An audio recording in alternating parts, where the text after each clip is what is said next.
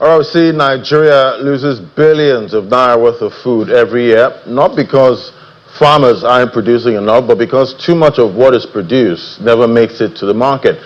From poor storage and weak transport systems to limited processing capacity, post-harvest losses remain one of the biggest hidden threats to food security and economic growth. But with rising food prices putting pressure on households, the stakes have never been higher.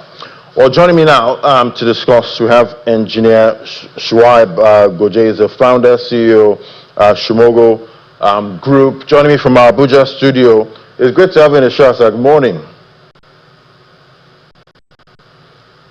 For having me. Fantastic. So, looking at the data at this point, we're seeing post-harvest losses there running into billions at this point. And most of the time, we see some of these foods, having to be moved from far regions to where the markets are. Sometimes they spend hours, on the road, and before it gets to the market, about 50% of that produce is lost already.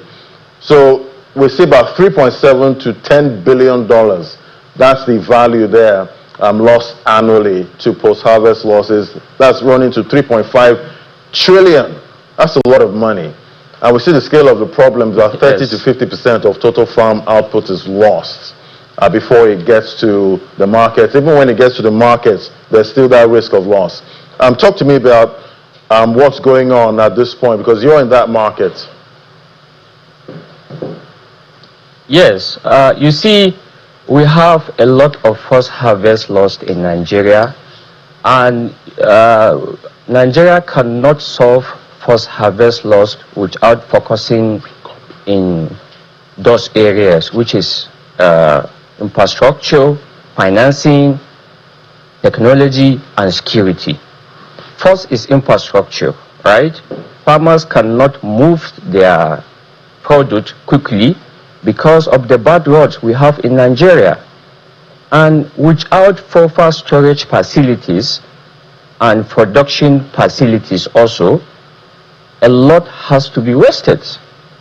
This is what we are doing, whereby we can take this product and give them shelf life of 18 months, something that can waste from 5 to 3 days, and now we are giving them shelf life of 18 months. So until those kind of facilities have been put in Nigeria, before we can able to solve this problem. And it's not easy considering the financing, because farmers and for sector, it's not easy for them to access capital, right? And if you look about the interest rates, it's even making it worse, because the interest rate is very high. And when we talk about the security, a lot of farmers cannot even access their farms because of the insecurity. So all those things has to come together, solve it, before we can able to solve this problem. Nigeria is losing over 2 billion naira annually from post-loss harvests. This is the money that's supposed to be in our economy, but at the end of the day, they cannot even reach the market. All right, so we keep hearing about some private sector moves when it comes to cold storage, agro processing. But is the private sector, are they able to do enough at this point? Are they able to invest, with confidence? You did mention, interest rates, being high and all of that. What are you seeing there? You see, private sectors are trying, but it's not enough. And sometimes not because of the Nigerians investor doesn't want to invest in this sector, but because of the environment, inconsistent policies, right? When we have inconsistent policy, the investors will not have confidence to invest in Nigeria. But as Nigerians, we are Nigerians, we don't have any other country than Nigeria, and we have to take a risk, but calculated risk. All right, when it comes to that cold storage side and processing, it's definitely capital intensive. Paint a picture for me. What's the cost like if I'm an investor now, I have some cash, laying on the side, and I want to invest in maybe cold storage or agro processing, how much should I be looking at investing and keeping the business going? You have to, yes, you see, this is something that you need at least $500,000 to process, let's say, 30 tons per day capacity. Because apart from the machines, you cannot depend on the electricity, so you have to put solar in your factory, or you'll be spending money on diesel. So this is very capital expensive, but it's a very good business if the Nigerians and the investors can look in this sector, because the farmers are having huge loss. But it's a very good business, but it's a very capital expensive. And we see some other countries what are making, like Costa Rica is exporting worth of $1 billion of fine apple each and every single year. You see, this is something that we can also bring back to our economy, but it's capital expensive. Yeah, and being capital intensive, what are the returns like really annually? What's the return like?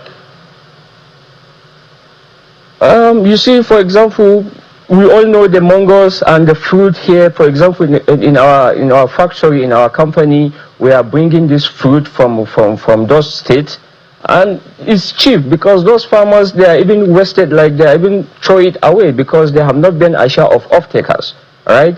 So the profit is very, very good, but it's not easy to secure, right? Because as I mentioned earlier about the environment, I can call it 40%. About 40% return, not bad. Definitely yes. Investing. Yes, for exports. For exports, yes. All right, so we keep talking about higher food prices. Even though with the rebasing of inflation data, we've seen food inflation come down dramatically from about 40%. But when we go to the markets, consumers still complain about high prices at this point, even though they're stable. But could solving post-harvest loss, could it be the fastest way to really bring down food inflation in Nigeria today? Yes, yes. You see, a lot of those products, they cannot even reach the market. Sometimes it's not even about expanding our farms, as everyone is saying, and produce a lot. No. Because the 50%, 40% is even getting wasted before it go to the market. So I believe what we should do is that to reduce the first loss harvest, which is very, very important. And each and every country that are very serious in agro-processing, they have to put those facilities to reduce the first loss harvest.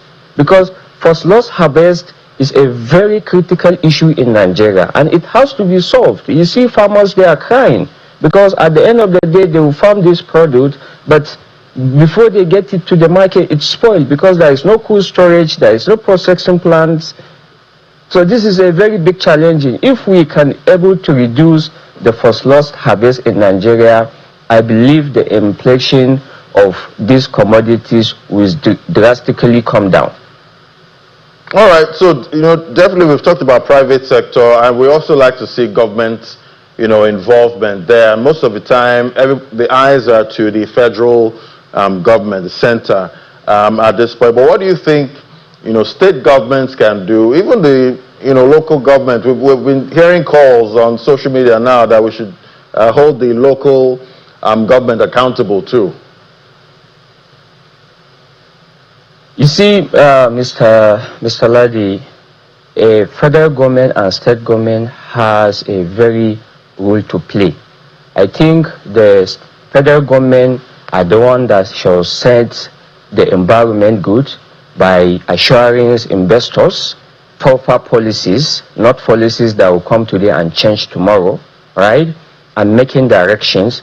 The state government, if we look at it, we can give each and every state government of what they can produce. We know Benue, they are in large of this food production.